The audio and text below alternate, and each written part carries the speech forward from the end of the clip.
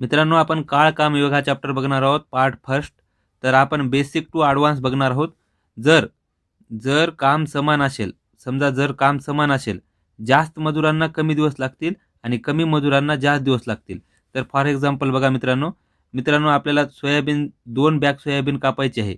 तर 2 bag soybean कापण्यासाठी 10 माणूस जर लावलं, तर त्या 10 माणसाला जर 2 दिवस लागत असतील, तर 5 माणसं लावल्यानंतर म्हणजे कमी मजूर जर लावले, तर त्यांना 4 दिवस लागतील.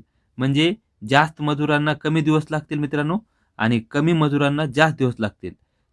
नियम दुसरा मित्रांनो, जर दिवस समान असतील, तर मित्रांनो बघा, जर दिवस समान असतील, तर जास्त मजुरांना जास्त काम लागेल आणि कमी मजुरांना कमी दिवसामध्ये काम करतील. म्हणजे समजा 2 बॅग सोयाबीनचंच खळं काढायचं आहे आपल्याला.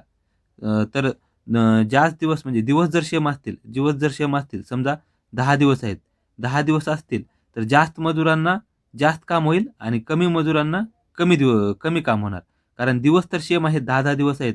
पण काम कमी होणार. जास्तला जास्त होणार, कमीला कमी होणार. हे सोपा नियम आहे. हे समप्रमाणामध्ये असते मित्रांनो. तर मित्रांनो, तिसरा नियम बघा, जर मजूर समान असतील, तर जास्त दिवस जास्त काम, कमी दिवस कमी काम. म्हणजे मित्रांनो, जर समजा 10 मजूर आहेत, तर त्यांना जास्त दिवस जर दिलं, समजा 10 दिवस काम दिलं, तर जास्त काम करतील. तर समजा 3-4 बॅगा काढतील. आणि जर कमी दिवस दिले, समजा 5 दिवस दिले तर कमी काम करतील.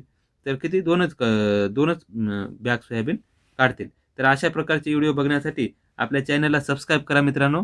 पार्ट फर्स्ट आहे. बेसिक टू ॲडव्हान्स जाणार आहोत आपण. 150 पर्यंत आपण घेणार आहोत. तर असेच बेसिकचे 3 आपले पार्ट होणार आहेत. त्यामुळे आपल्या चॅनलला सबस्क्राईब करा आणि आवडलं तर लाईक करा. जय महाराष्ट्र मित्रांनो.